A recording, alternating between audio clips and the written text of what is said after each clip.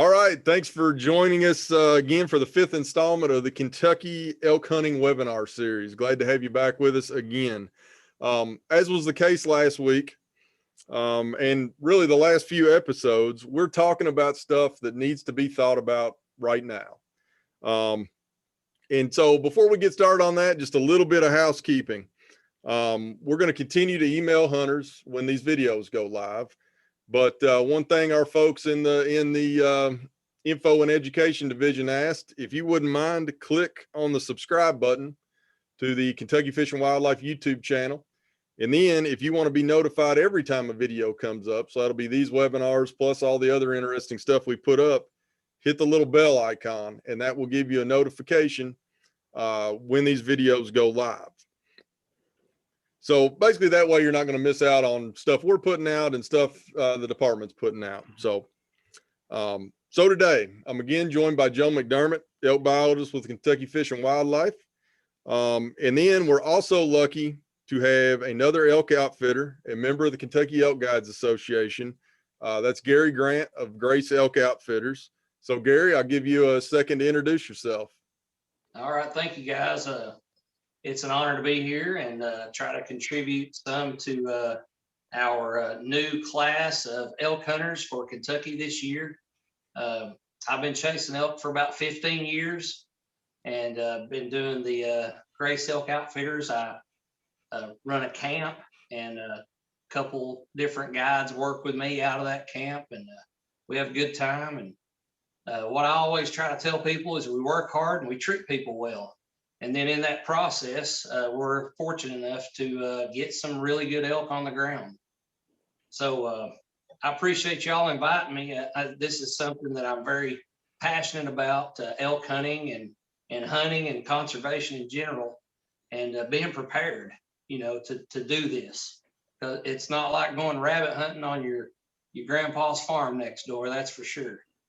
Yeah, absolutely. So Joe and I were, brainstorming topics for the webinar series. And I mean, this was one of them that we planned on doing all along. And you basically walked into a invite when you posted on the KIGA, the Elk Guides Facebook page there. You had a good post about, mental and physical fitness. And it just dawned on me really how important that is. And being able to see that from a guide and outfitter's perspective that's taken a lot of clients, I think is great. When Joe and I go out west, we're in charge of ourselves. We're not necessarily, it's up to us during the summer to get into shape. So we want to get your insight into this and then throw some of our thoughts into it as well, and just help people prepare as much as they can. So, and this is one of those things, we talked archery last week. That's something, that Kenton made multiple points on. You start shooting now, start getting ready for it. And really, the physical fitness end of it, ideally it'd be a year-round thing, but I haven't seemed to figure that one out just yet. So it's usually about this time of year that you really start cranking. Weather's nice in the summer. But so really, now for the disclaimer. None of the three of us have any basic or advanced degrees in exercise physiology. So we've all spent lots of time climbing the mountains of East Kentucky. So as you go through this, and we'll say this 100 times, and we've got some good examples, there are some great courses, some basically just framework for exercise programs online. Do your homework on that stuff. Go see a professional. There's people out there, trainers and physicians. If you got to go that route for sure. But this is something that the average Joe can do and really make a difference on their elk hunt. So, and for me, just to start it off, I mean, personally, me being in decent physical shape, I kind of learned this when we were doing bear dens down on Black Mountain. The first year that I did that, I wasn't in shape and it was terrible. So training for that, even though that's work, training for it made it that much more fun. I've sort of taken that experience and put it into the elk hunting ball game, where for me, being in decent shape just makes it that much more fun. And it definitely, without a doubt, in Colorado this year, it made me a better elk hunter, without a doubt. So, doing a little preparation this summer can certainly stack the chips in your favor when it comes to, running into an elk in East Kentucky. So with that, Joe, get us started. And, as we go through, we got a number of things we're going to share. So y'all just holler, you've seen what I've got pulled up there. Just holler if you want me to show something, share the screen, and we'll roll through it. Yeah, appreciate it. So, I guess the first thing I want to think about that we've touched on before is, many of our hunters, like 75–80% of them, have never been elk hunting before. We're predominantly whitetail hunters, small game hunters. So it's kind of hard to wrap your mind around exactly how big these animals are. And, between the three of us on this, on the webinar tonight, we've touched hundreds and hundreds of elk. And still, when I go up to one to, for work purposes, or I'm with, a harvested animal, it's like, oh, every time it's big. It's amazing. But I guess just keep in mind that these animals aren't your typical whitetail that you and a buddy can generally drag out of the woods. You're looking at 750, 800 pound animal. And you need to keep these, keep this stuff in mind when you're thinking about, why you want to prepare, right? We all want to be successful, but you don't want to shoot one in the first week of October, middle of September, and not be prepared physically to get it out of the woods. You don't want to spoil it.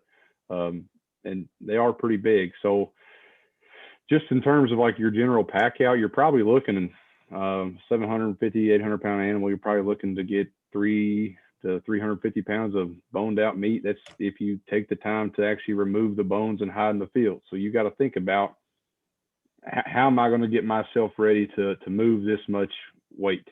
And you'll see from some of the pictures that we'll show, the terrain in Eastern Kentucky is pretty rugged. It's very dense, and it's not exactly easy to walk up. So, especially if you're, got a sedentary job. I mean, I know we've all, for the most part, kind of slacked off a little bit during COVID, just it being what it is. You want to make sure you get those muscles used to doing something like this. In this picture here, John has actually got, out of necessity, a hind quarter and a front shoulder of a bull on him. And,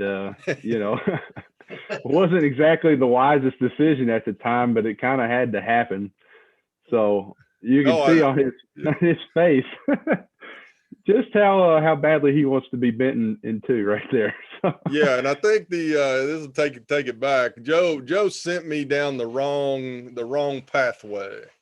He suggested I don't remember it like that. Yeah, he suggested I go the way the crow flies, and I went into a big hemlock gorge with a big boulder strewn creek at the bottom of it, and I was really wishing I hadn't taken that extra shoulder, but we got it done. But still, so this was, I mean, just to put it in perspective, that was so I made a trip with a ham and a shoulder. And came back up, and then made a trip back out with a single quarter in the hunter's gun. And it was, with three people, it was still a 2-trip animal, that makes sense. So something to be thinking about. Sorry, I distracted you on that. We went down a rabbit hole of a story that I still don't want to relive. That's okay. That's a common occurrence. Yeah.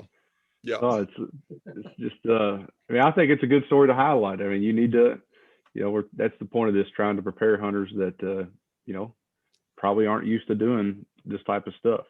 And, we had done it before, and that one still haunts me. Yeah, that was a good one. So just talk about, I mean, I guess you can use that hunt as an example. That was, I mean, we're day hunting essentially. When we go out west, we're packing in with all the, tents and everything on our back. And that's not really how most of the people are going to hunt Kentucky. So what, we'll get to packs probably at the end of this, but what's the ideal situation where, to be able to get that kind of weight out, what do you need to be thinking about when you go in? I mean, Gary, jump in too, but and we'll talk about pack selection and stuff later a little bit, but I generally try to make so there's a day pack where, it's designed to carry lighter stuff. So you're not weighing yourself down as you're, just taking day trips. And then there's like, packs that are made just to haul meat or haul heavy loads. I kind of run an internal frame pack. By no means is it the most expensive one, but I want to get to the point where I can hunt, take everything with me that I need, the bare essentials. But then if we are fortunate enough to get an animal on the ground, I want to be able to start pulling meat out from that trip.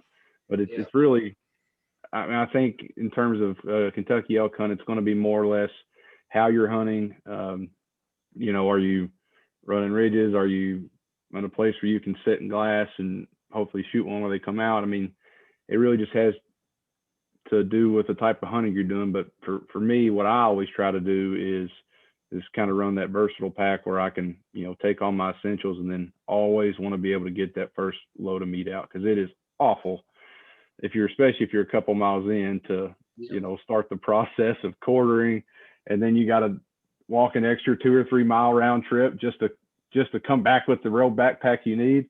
So that's a great point, and you guys are the experts, but I'm going to back you up just a little bit. Yeah, I'd like to mention that elk hunting, and I always tell people this, it's a marathon and not a sprint. So mentally and emotionally, you have to prepare yourself for that 3rd, 4th, 5th, 8th, 10th day to get that one shot opportunity on a bull of a lifetime.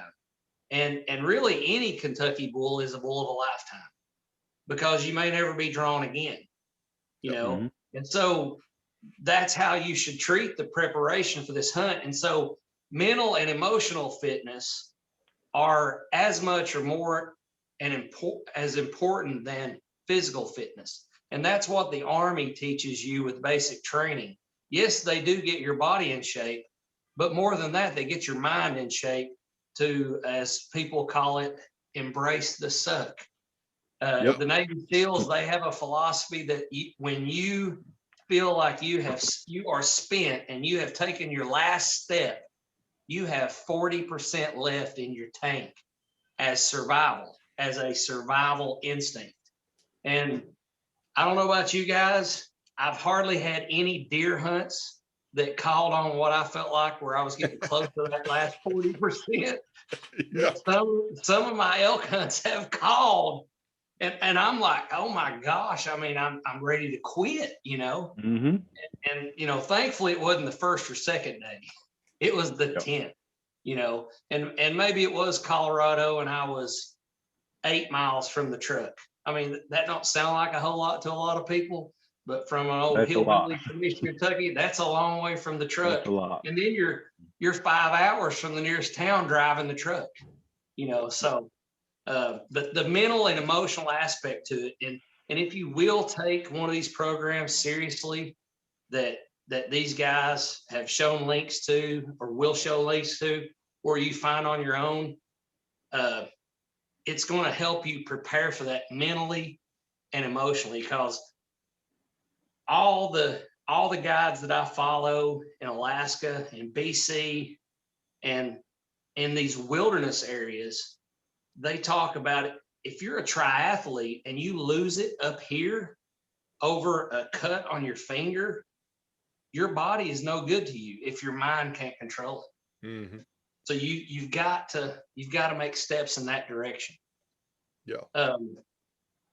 For me personally, and I was really relieved when I listened to a podcast recently on a long drive that I had. I enjoy Remy Warren with Mhm. Meat Eater, and he was talking about 2 things, and one was pack selection, and the other was training and physical fitness. And I liked what he said, because I've believed it within myself for a long time, and that a pack is the best way to get ready. A weighted pack is the best way to get ready to pack for elk Yep. hunting and in steep terrain for elk hunting. Mm-hmm. And so, if you guys want me to at some point, I'll show you one of the weighted vests that I use for that. And I try to do, inclines. I try to do it under time. Many times I've had people come and hunt and they're like, man, I'm gassed out, and it's just our second day. And I've been running 3 miles a day. And I'm like, really? You've been running 3 miles a day? How fast was your time? Oh, I usually do it in about 35 minutes. I'm like, that's a good jog, and that's a step in the right direction. But, obviously it hadn't prepared you for what, when you hear those bulls bugling, and they're at the top of a mountain or a hill, if you want to call it that. No, they're And mountains. You walk yeah. them, they're mountains. Okay, it's 40 degrees slope regardless, and it's still 1,200 feet elevation gain. You're going to sprint up there if you have it in you. If you hear one bugling and you think there's a chance you can get him. I mean, everyone is. Your adrenaline kicks in. And I had a friend one time that was hunting out west, and a herd of elk came through at daylight, and he had on rubber slip-on like camp shoes. He grabbed his bow and took off up the mountain, and like 3,000 feet later, he gassed out. And this guy's 170 pounds, a college football player, and 6'3". He gassed out and had altitude sickness so bad that he couldn't hunt for 5 days. And he had a 10-day hunt, and that was his first day. Yeah. So that's just on what you adrenaline. And I've saw it here. I've saw people here just go so hard, so fast. They're carrying everything but the kitchen sink in that pack the first day, and they gas out, and they're like, oh man, and it can ruin their hunt. I mean, they get blisters on their feet, and just all those complications. Yeah. So talk a little bit about, I mean, you were talking about a weighted pack, but like the expected load. I was trying to, I thought about getting the scales out and kind of weighing my, kind of my day setup. And I'm figuring roughly, 20 pounds. By the time you got rain gear, water, some game bags for the elk, your knives and stuff. So basically just hunting, you're going to be plus 20 pounds, which is something that you need to be able to get used to. But then when you put that, yourself plus 20 pounds into East Kentucky, the place I hunted in Colorado last year was flatter than East Kentucky. Yep. And it kind of blew my mind a little bit in a sense. And I mean, and I'm sure the three of us have been on some of the nastiest parts of East Kentucky you can think of, but it's steep. It's steep, it's up and down. There's no trails. You're going for it. And then you couple that with the fact that, let's say you hunt 5 days, and that's, you're going to be putting in miles every day. Well, then you still got to have enough in the tank to take that load out. And that photo I was sharing, I have no idea. I'm figuring I was 100 plus with a ham and a shoulder.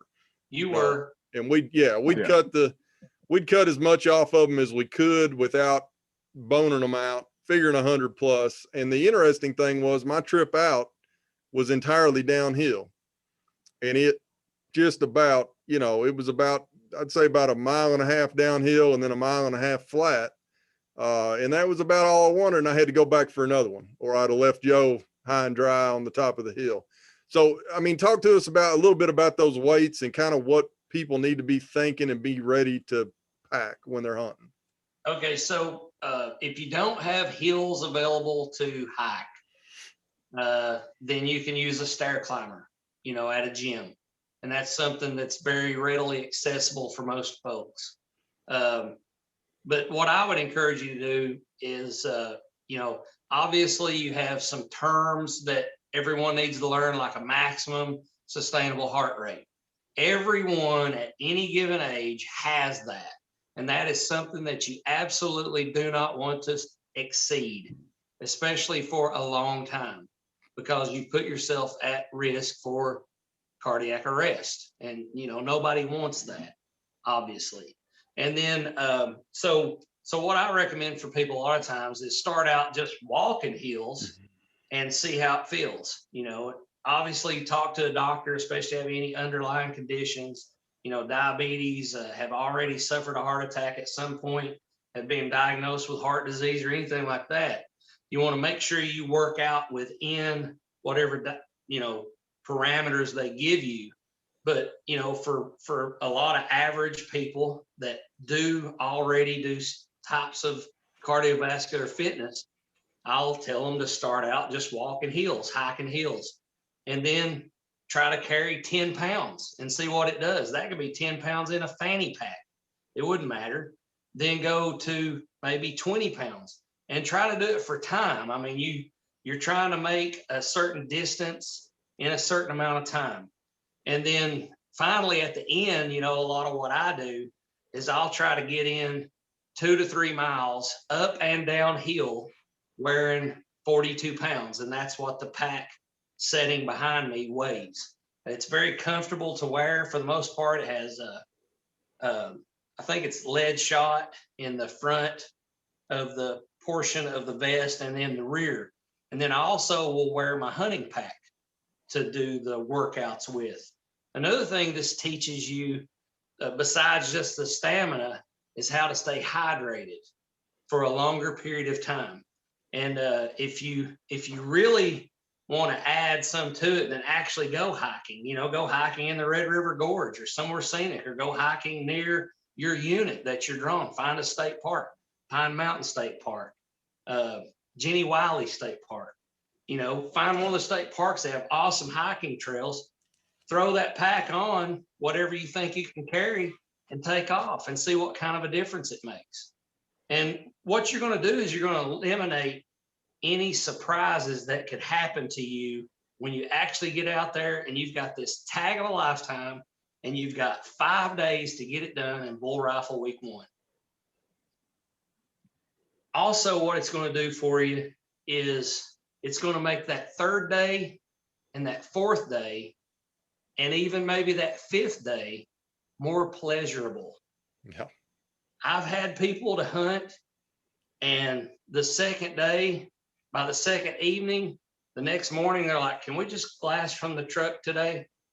You know, and unfortunately, and you guys could disagree with this, I strongly doubt it, your best chance of killing a rutting bull elk is what most people describe as a run and gun hunt.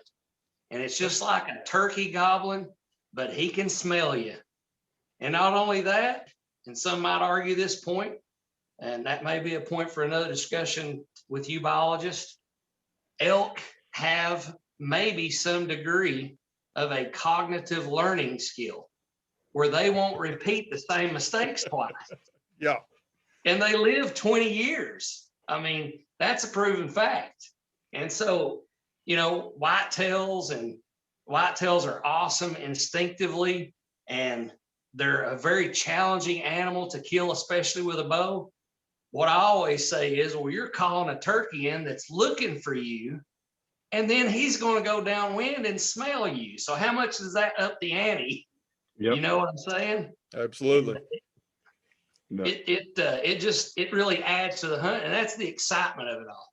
And then they're absolutely great table fare. I mean, you know, I'm very fortunate to have a wife and a daughter that love whitetail hunting and love turkey hunting, and we try to harvest our share of deer every year, and that's what we eat a lot of. But usually if one of our buddies is successful elk hunting, we bum some elk meat too, because it's better than whitetail. Yeah. Mm-hmm. And I think a lot of those points you hit about not having any surprises during your hunt absolutely come to mind. You know, I had a surprise in Colorado this year as I was wearing my bino harness under my pack. Well, I didn't train with my bino harness on, rubbing on my, you know, it was up here, and basically rubbed a hole in my shoulder the first day. Wouldn't have thought it, would never believed it. So little lessons like that. I mean, this is the time to buy your boots and break in your boots, you know, be training in those boots. No, you know, no surprises. You know, just, I think there's a lot to be said. It's sort of like the, you know, the ninja warriors that punch each other in the abdomen to toughen that up. Yeah. And I kind of take that, you know, hiking underweight is basically like that gut punch to every little muscle in your ankles, every little muscle in your knees. And then it really builds. I mean, it's building abdominal and back muscle and stabilizing your whole body.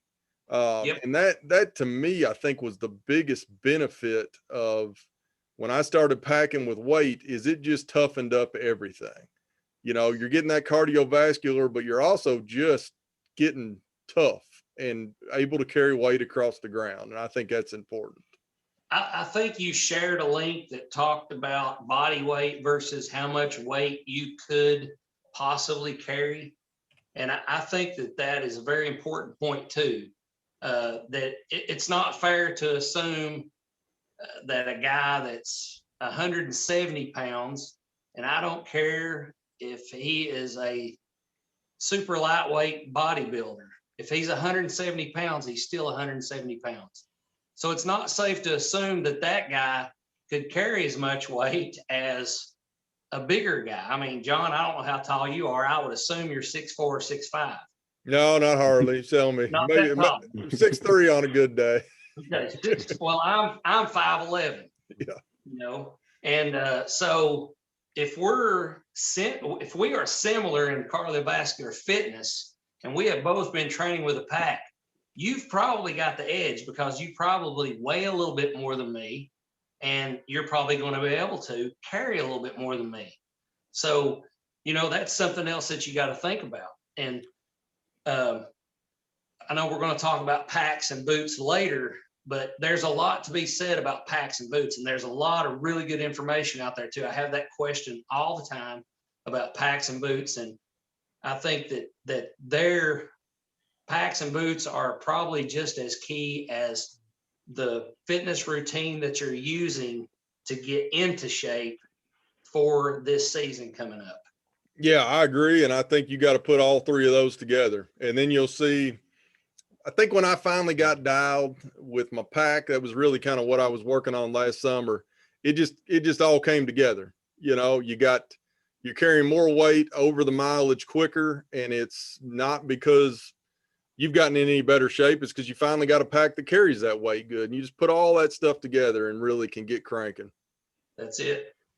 I think I'd like to jump back. So I do think Gary made a good point. I know we kind of went down a little rabbit hole there. You were asking us kind of about what to expect day pack weight, meat hauling weight. You know, I don't think of it in terms of smaller people. I'm a pretty big dude. I'm 270. Like, what I put on my back is probably going to be a little different than what, you know, our average elk hunter puts on his back, especially considering I'm 10 years younger than the average Kentucky elk hunter. But that's a good consideration too, to, you know, I guess it's kind of why we brought up the point of how much meat you're actually looking to bring out, you know. So in Hass and I's example, along with the hunter that we were with that day, we did it that would be 4 total trips. So Hass did 2, I did 1 really heavy one, the hunter did a fairly heavy one. You know, if you're someone who's, you know, not quite as big or fit, you might need to, you know, make those considerations as well, and to, you know, I guess maybe how much more endurance you have, or how, I guess, your limitations on how you could hunt or where you could hunt. Because 350 pounds has got to come out of the woods, no matter if you do it in 3 trips or 8, 10. Yeah.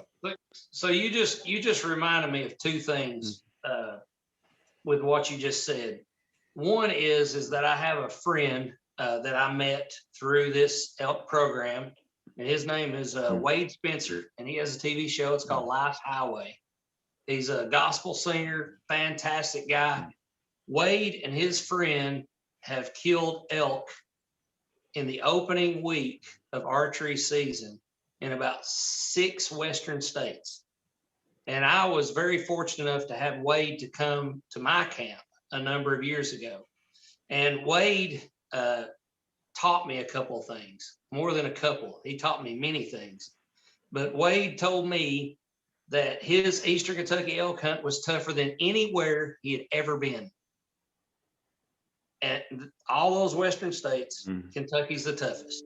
And he, if I remember correctly, he was here first week rifle with a family member, and they were successful. They did in fact kill one. And then the other thing that he said, and I've took this completely to heart. a lot of hunters want to get in a hurry because they're afraid of meat spoilage. That is a great point, especially for first week bull or even second week bull or archery season. But Wade told me and taught me, he said, in the mountains, you have cool nights most of the time. If you can get that bull's quarters skint and hang them in a tree with paracord on the shady side of the trunk of a large tree or in a hemlock grove, 90% of the time the meat will make it till the next morning. And so what you want to be careful of, you know, Joe, what you was talking about, if you're solo hunting, do not try to pack out 150 pounds in 2 trips to save that meat. If you will hang it, carry you about 30 feet of paracord and hang those quarters on the north side. And another thing that I found, guys, I don't know if y'all found this or not, I've hardly ever had a coyote even come around an elk kill unless it was stinky and 3 or 4 or 5 days old. Yep. I think personally, especially bulls, put a hurting on coyotes. I could be wrong about that. Yep. They might. I'd like to see it. I'd like to see it. That's a good point. It'll probably be several weeks down the road, but we are going to try to touch on the stuff after the shot here eventually too, because these are important things to talk about. And so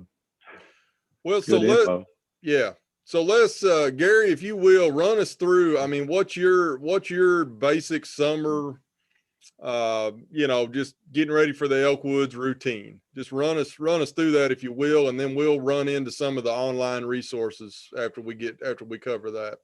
Okay. Well, right now I'm actually heavier than I normally am. And I've been trying to do some in the gym weightlifting and just trying to be stronger. And I'm no spring chicken anymore. So maintaining muscle is a very important factor for me. And so now I've started a cutting routine, and my goal is to cut about 2 pounds a week until I get to the desired weight that I want to be. And part of how I'm doing that is here in where I live in Eastern Kentucky, we're very fortunate to have roads that are paved, and they're about anywhere from 15 to 20% slope in a lot of places. So what I'm going to start doing, and that starts actually next week. I was talking with one of my partners that I work out with. We're going to start walking some set miles of road for time. So our goal is a sub 15-minute mile in hilly terrain on a road.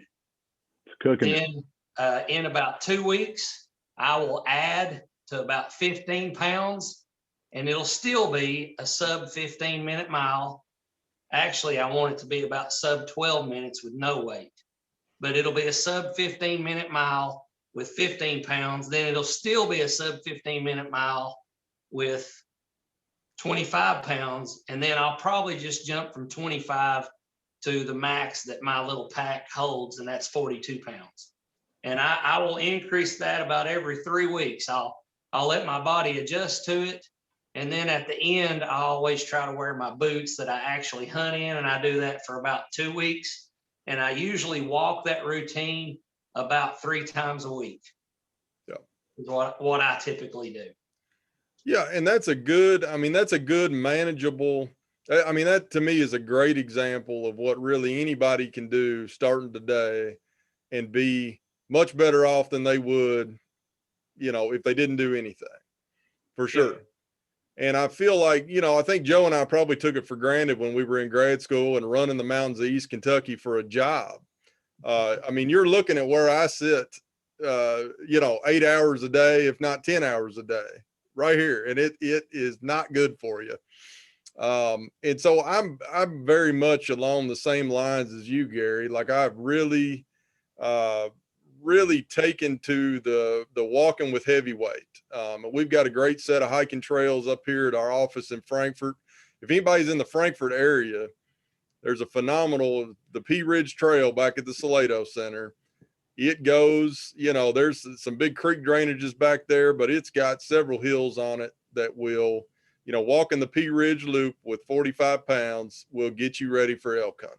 So if you're in the area, that's where I'll be. But, and so that was my plan, basically getting fired up to go to Colorado last summer. And that's kind of what I do. Like I talked about getting ready for bear den work. Like I got a bunch of 20-year-olds working with me right now. And, I don't like being the old guy, and I don't like being last on the hill. So I actually have to prepare, for our bear den season. But, yeah, basically packing, I got up to about, I would do 1 day a week with about 60 pounds. But most of the time it was 45. I've got a pack frame. I bought some just weight plates at Walmart. They strap on there real nice. I'm wearing my hunting pack, wearing my hunting boots when I do those. And then, Joe's Joe's an interesting guy. He, after playing college football, both of us played college football. I immediately quit lifting heavy weights the day I didn't have to lift them anymore. And so Joe, for some reason, has continued to enjoy the, the powerlifting or whatever you want to call it. But I More think, strong man, but okay. Yeah. I think it's an advantage. And that's what I'm going to kind of try to add to my regiment this summer is to get back, do some squats, do some of those things and just beef that strength up.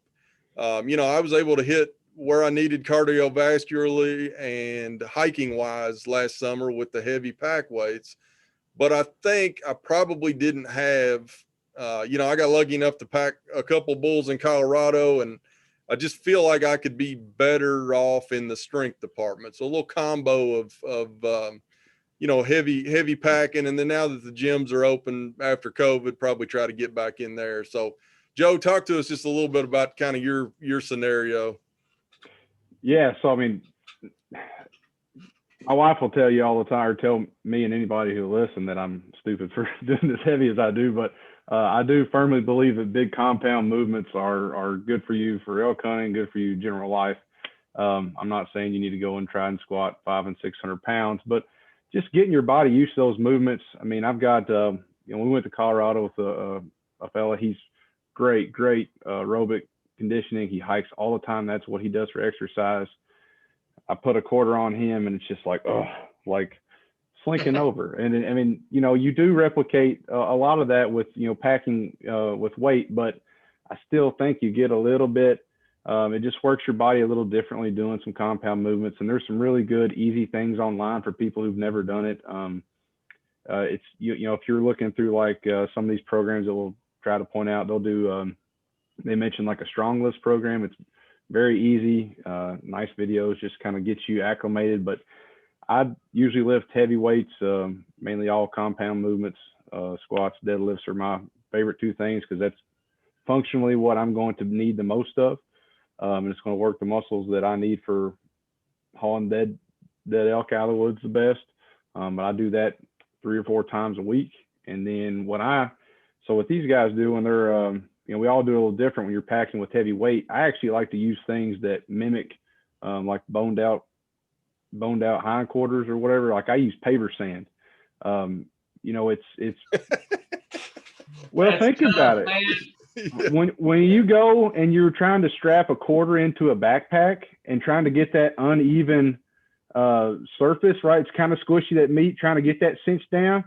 Yep. Just that little bit of unevenness adds a whole different level. I use paver sand, and then once those are like 60-pound bags to start, then I'll incrementally go up. But again, I take things just a little bit further on this side than you generally have to. I'm not the best cardiovascular person in the world, but I keep up. But yeah, I do well enough. And not only that, but when you start talking about pack outs too, I had never hiked. Being an old Eastern Kentucky boy, we just ran the mountains, and there's hardly a peak in about 4 or 5 counties that I hadn't been on, if it's public or I had permission, through a land company or whatever. So when we started this, I realized what hiking sticks were actually for. And, you know, I'd always walked with a stick or you know, a hiking stick in one hand, and it's like a third leg, if you will, for balance and everything else. But when you get 100 pounds on your back, it's Yep. great to have two of those. You Yeah, know, I made that mistake in Colorado. I was in great shape. I could handle the weight, but then I was like, oh, this is a little more uneven than what I'm used to, you know, working my trails a couple miles. So that's a good point. But anything that can get yourself a little bit better like this, like we're talking about these programs or walking with weight, if nothing else, it's going to make it harder to injure yourself, because every time you're doing it, you're tightening your tendons and that's and right. everything. And that's just as important as being able to walk up down the mountain, walk up without hitting a little spare tree root under that weight and rolling, and hunts over anyway. So 100%. Well, let me share a screen. So we've just to get everybody out there started on something. There's phenomenal resources out there on basically a summer training program. A lot of times, you know, they'll have a 3-month program. That's about, you know, for the guys with the archery tag or a rifle bull tag, about the time to be cranking up. And you know, one of them for those well, I will tell you, we'll have all these links below the YouTube video. So check down there. If you're on my profile, just skip over to the actual YouTube page and you'll get there. But this is an article for Go Hunt from Go Hunt, and basically, you know, talks a little bit about packing out and why you need to train for your hunt. Goes through some great stuff, goes through a couple, you know, like Joe was saying, some of these strength training programs, but just essentially walks you through a couple of the points that we've made. You know, that fella's on a stair climber with a weighted pack. I mean, that's a great option for a rainy day when you're at the gym. They look at me a little weird when I try to do that in Planet Fitness, but you know, they get over it after a while. But basically that's a good one.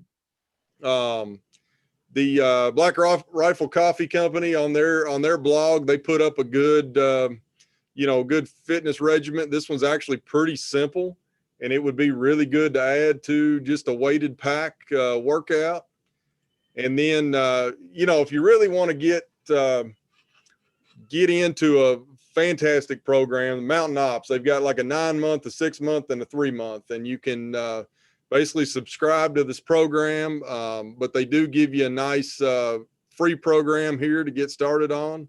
It's you know, there's a lot to it, and it's something you got to digest a little bit and roll through it. But again, there's that weighted pack that he's doing some different motions with. So I think at a bare minimum, something that most people can find time to do is just hit that weighted pack workout and kind of keep track of what you're doing. One of these programs can certainly help guide you and add some of the other lifts and stuff that you're doing. I mean, what I learned is this was nothing, you know, being fit in the mountains is not comparable to anything else. You've got to replicate that mountain hunting. I mean, you can run, you know, there was a time in my life that I was, you know, road running about 25 miles a week. That wasn't enough to, you know, that got the cardiovascular up there. But when I got on the side of Black Mountain, I went downhill pretty quick. It's, you know, so just trying to replicate what you're going to be doing during that elk hunt, I think is important. And then Gary, you hit on this early, like what's the benefit when it comes to like mental fitness and just keeping a good attitude? What's the benefit of physical fitness, and how does that play into those? You're going to feel better. You're going to know what to expect from your body. You know, if you got these little funky soreness feelings in your ankles, your knees, your shoulders, your abs, your back, you know, you're not going to be like, oh man, I need to go to an urgent care facility, or, you know, or something like that. You're going to be used to it. And then you're probably going to sleep better. And then you're probably going to feel better. And then also the hydration portion of it. You know, one of the first signs of dehydration is a small, slight headache the next morning after a day's hunt or a day's work. And if you're waking up with that, you're not drinking enough. If you're thirsty, it's too late. And you can, through a training program, you can learn how to stay hydrated. And what that's going to do is it's going to make that third, fourth, fifth, 10th, 11th. I mean, I know some Eastern Kentucky hunters that hunted 11 days archery to pull the trigger. And, if an elk was supposed to come in and zig, it zagged. And that's just the way it is. Yep. And it's going to make it much, much, much more enjoyable. I mean, I can't emphasize that enough. Yeah. So moving into, and I mentioned this a little bit earlier, but just getting my system, I've had 20 different backpacks over the years. I mean, most of them I was buying with grad school funds. So they, it wasn't, it wasn't probably the greatest. I had a pack that it's kind of my deer hunting pack, but it can also carry an elk quarter and work that thing out a couple of times. When we were working the hunt, if, a hunter got in a pickle, I was always happy to jump in and so we've got I've definitely had a lot of elk in that pack. But I kind of got things more dialed before my hunt last fall. And just on backpacks. And like you said, that goes hand in hand. And I really didn't realize, I took that 45 pounds out of my old pack and put it on this new pack and made my 4 miles on the Pea Ridge Trail in like 7 minutes less.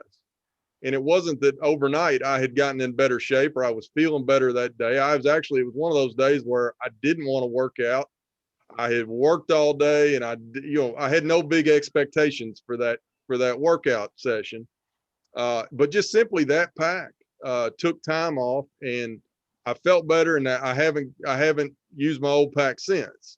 So just talk to us about I've got mine sitting right here, and it kind of goes back to my old Boy Scout days, but like the external frame pack, and I see one in your background, there's really no better device for packing weight. And they, exactly. And they've gotten better over the years. I mean, they're not, I think I had one in elementary school that was steel. They're usually aluminum or something light now, but there's nothing better for packing weight than that right there. And if you're elk hunting on a budget, and some people are, if you're going to do this yourself, I wouldn't wear this in to hunt necessarily because it can be loud and clangy. It's a little bit big as far as sticking up, but I wouldn't hesitate a bit to have this in my truck or in a spike camp, just sitting there in the tent, ready for use, because there's not a lot better purely meat hauling options, or firewood hauling, or duck blind building material hauling, or tree stand hauling. This is a workhorse for any. And you're going to use this. If you buy this for a Kentucky elk hunt, you're going to use it over and over and over in different applications. I guarantee it. And that's a very, very, very small priced pack compared to some of them that are out there nowadays. Yeah, and I'll say the same thing. I actually turkey hunted with mine this year. Strapped the decoy to the middle and had a good time. But I've got a little bit more same general design, little bit smaller, and what that allows me to do is I can hunt with it. I'm hunting with it during the day. Got these, load these up and then strap your quarter on there. But this is my workout device. Super lightweight, but it's got that internal robust, construction. And, I can put one of Joe's sand tubes on here and go as long as I need. So it's something to be thinking about. And you can really dive into packs, and we've got, I have a link. This is a Gear Junkie, basically review website where they kind of run through a couple different types. And what Gary and I showed, just a straight up external frame pack with a built-in shelf. A lot of the newer models are going to this load shelf where there's just a place between the actual bag and the frame of the pack. And so this basically, there's a lot of options out there for a good a good pack to carry. You know, this is what I've got. You know, when I'm hunting out west, I've got this main bag strapped there. When I get to camp or wherever I want to stay for the night, I dump it off, and I'm super light. But you know, it's odd that I turkey hunted with a frame pack, but when I was basically archery hunting from a blind and was packing a bunch of decoys and just really like to strap them on and go and not have them hanging on top of me. So we'll have that link in the description, but just a good place to look. And that looks like a torture device, but Well, no, that's the weighted vest that I was talking about, and that works really well. It's not going to flop around. You do push-ups with it on, lunges, burpees. You know, it's pretty versatile from that standpoint. But that's something, you know, purely from the training aspect of it. If you want to buy a piece of equipment to purely train, then that's something I'd recommend, some type of weighted vest. yeah.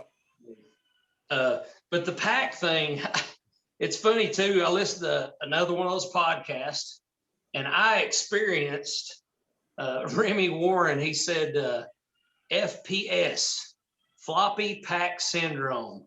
Yay! I did that in Colorado. Me and a couple of my buddies were trying to do a wilderness hunt without horses, and we became the horses. And we're going to pack, you know, we're all gung ho. We think we're in shape. We're going to carry 70 pounds, our 4 or 5 days worth of food, shelter, water filtration systems, all of our hunting gear. And we're going to carry it 5 miles and about 3,000 feet uphill. I had the wrong pack on for that. And I paid the price for it. It was so floppy, and I didn't have one of those on. And that's what I should have used in hindsight. But I tried a new pack, and man, it was to my disadvantage. I was absolutely miserable after the first 2 miles. Can I carry 70 pounds for 2 miles? Yes. When I'm in elk shape, very easily. Could I carry it flopping around the way it was that day? No. That's why you need a paper stand. Yeah. And the trail was hardly a trail. I mean, there were logs in the trail. We were expecting more of a trail, and, you know, windfalls and things happen, especially in wilderness areas. Yeah. Yeah. And that looks a lot like East Kentucky. I mean, you're likely not going to be elk hunting off of any form of trail whatsoever. Unless it's an elk trail, no. And you know what they step over? Exactly. They step over the waist high stuff. Yeah. Like it's not there. I will just say, I mean, the pack is very important, but make sure if you're going to do it, put a little time into it, but make sure it has a hip belt so it distributes the weight across your belly and helps it across, you know, your back. And you can cinch it down and make sure it's one that fits you well. Like, you know, I'm an XL dude.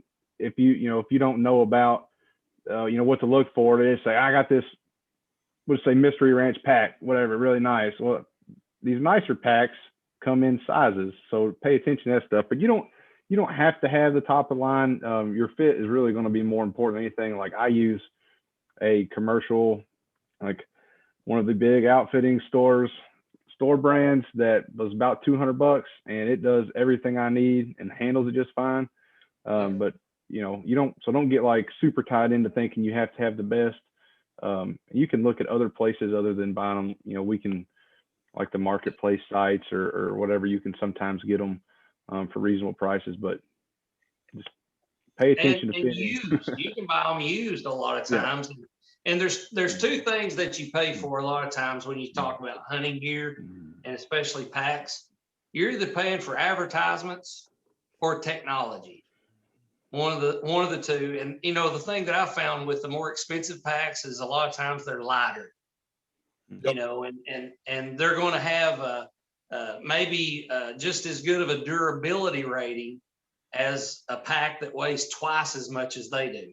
You know, and that's kind of a trade-off, and you got to find that sweet spot that works for you too. Yep, for sure. You're absolutely right, Joe. I've got a couple of buddies that whitetail hunt around here, and they hunt up on the strip jobs. And when they shoot a nice buck with a bow, especially, he'll go down over the mountain. And man, they were. Uh-oh, we're muted. They were 4, 5, 6 hours trying to get that buck out of the woods, and they're worried about meat spoilage and everything else. And I was like, well, do you have cell phone service to telecheck that buck? Well, yeah. Well, why don't you pack him out like we do elk? Man, that's a great idea. So what, Joe, they took a page out of your book and they bought a marginally priced, meat hauling / day pack and love it. I mean, they're ready to hug my neck every time they see me when they show me a buck picture now, Yep, guarantee it. So what have we forgot to cover in this thing? I mean, I definitely think, yeah, go ahead. Boots. Let's mention boots. Yep. Not all boots are good in every situation, but what you need to find is a boot that's going to be good in most of the situations you're in. I prefer a pretty stiff boot. This is what most people would consider a mountain boot. It's uninsulated, but it is waterproof. And I don't think I showed the name brand. It's actually the Schnee's brand, Kenetrek, Crispy.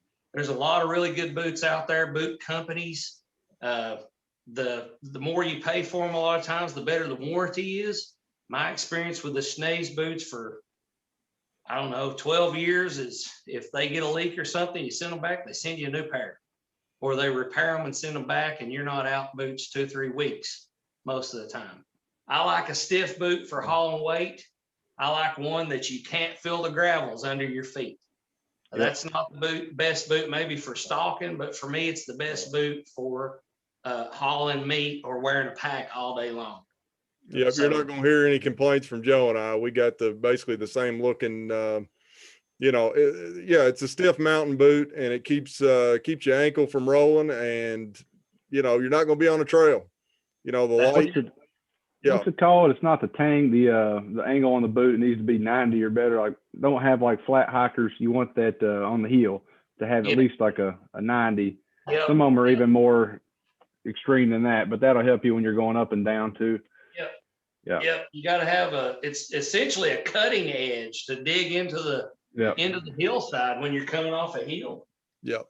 And be thinking about that, like we said, this is a fitness video, but we've talked about packs and boots. That all goes hand in hand, without a doubt. It all fits into the best elk hunting preparation that we can think of. Yeah, I agree. Yeah. And but now, do I like wearing those on the asphalt to train in? No, because they're hard. Yeah. I love them in the woods. I love them in sand. I love them in dirt, but I do not like them on asphalt or gravels. Gotta train in your boots. Can't show up with new boots. We'll just make this point like we did the archery point. Definitely don't buy a pair of boots the week before or the day before to expect to break them out there on the woods. It's not going to be fun, especially these stiffer, higher quality mountaineering boots that we're mentioning here. They're going to take a summer at least to get broken in. And at worst case scenario, let's say, you order a pair and they get here 4 weeks before your archery open. This sounds really silly, but this is a tried and true Army method. Fill them up with water, put them on, and wear them about 6 or 8 hours. And usually they'll conform to your feet, and then put them on a peat dryer or on an AC unit and dry them out. I mean, that's an excellent way to break boots in a hurry if you have to. I like it. All right. What else are we forgetting? What about you're preparing all this. What about how you're going to eat? That's part of fitness. That's 1/3 of fitness probably. So, you want to change. Jump on it.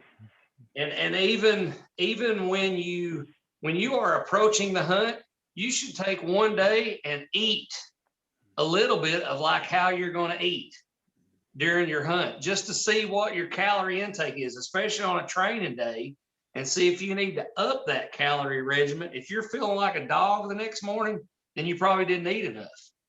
So you need to change that up. And, I like to stay away from, saturated fat, high fatty foods for the most part until I'm actually in the elk hunt. And then I'll pretty much eat whatever's in front of me. And it don't much matter. A lot of people make their own trail mixes and things like that. And I think that's great. Jerkies are a good way to carry food with you. But the number one thing that I'll say is do not get out of your truck, or if you're able to use a side-by-side wherever you're chasing elk, without at least food for that day, a way to make fire, and water, or a water purification system, because it's untelling when you'll be back at the truck. I think my record in Eastern Kentucky, for my personal record for how far away from the truck we killed an elk, was 6 miles. That's doing some work to be away from the truck that far over there. It sucked. Yeah, and that goes back. I mean, have that. I don't know. That's kind of my mindset in the job that Joe and I do, and what you do, Gary. Like, if you leave the truck, you're ready to be gone for 12 hours. That's it. That's just kind of how we do it. And I don't care if I never get 100 yards from the truck, okay. But back when we were doing elk research, we might have darted a bull and he run 2 miles. So I've usually got it all with me all the time. And so that's certainly great advice. It was a friend of mine that I helped kill that bull with, and we left our camp at 5:30 that morning, and we got back at 7:30 the next morning. True story. I mean, I was killed. I believe it. I believe it. Well, I mean, so all in all, with this thing is do a little preparation this summer, and you're going to have more fun, and you're going to be a better elk hunter. And it's, surf the web. There's a million. You type in elk hunting fitness programs. I did it today. You'll have 20 options to choose from. Dig through them, look at it. At a bare minimum, get that heavy pack on and hit the loop around the neighborhood, and just start now and just cruise right up to your hunt.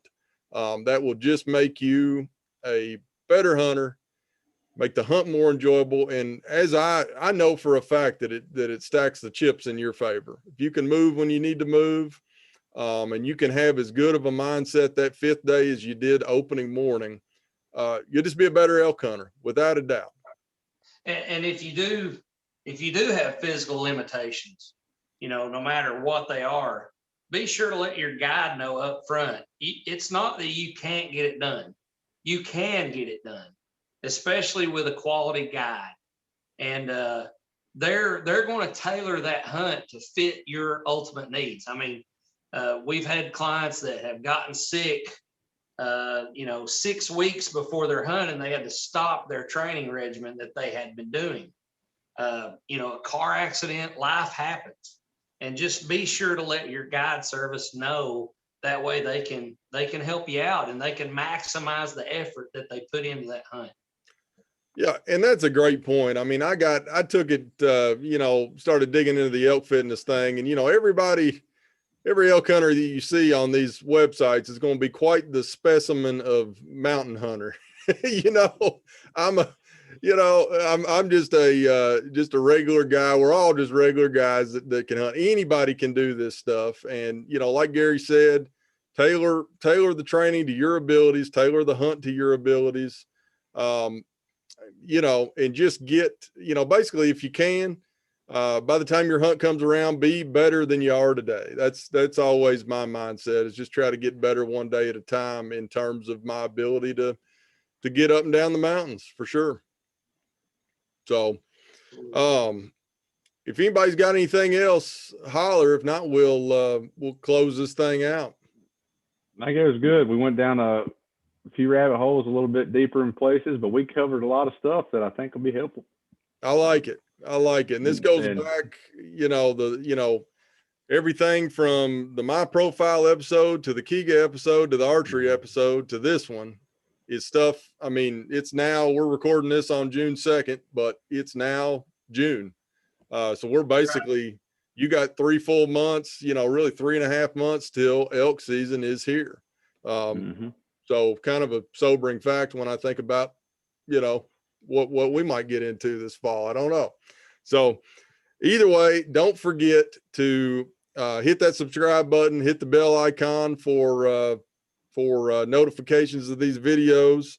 And Gary, buddy, we appreciate you coming on today and sharing your expertise. I think, our guides and outfitters have a wealth of knowledge that we're hoping, and I think we've successfully been able to tap into that. And we appreciate you giving us an hour of your time this evening to talk with us. I'm thankful for the opportunity, and like Joe and I talked about when he asked me about this.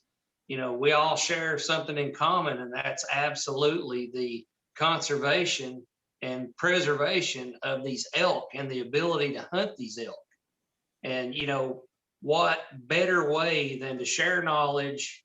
What better way to see that happen than to share knowledge and help people be informed before they come here and try this elk hunt? I'm really thankful to be a part of this. I'm very thankful for what you guys are doing using this technology, and all of it is absolute steps in the right direction, in my opinion, and others that I've spoken with that are part of KEGA. So I really appreciate it, guys. We do appreciate it, man. We hopefully we can see you again on one of these talking about some other crazy elk hunting topic. We'll try to figure it out. We got a long list to hit to, but I really appreciate it, man. Thank you. You've definitely given us a bunch of stuff that you think about in ways that we just don't. Appreciate it. All right. And so to close this thing out, I'm just going to share. So this is basically the links that we talked about that I went through on the internet. They'll be under the YouTube video.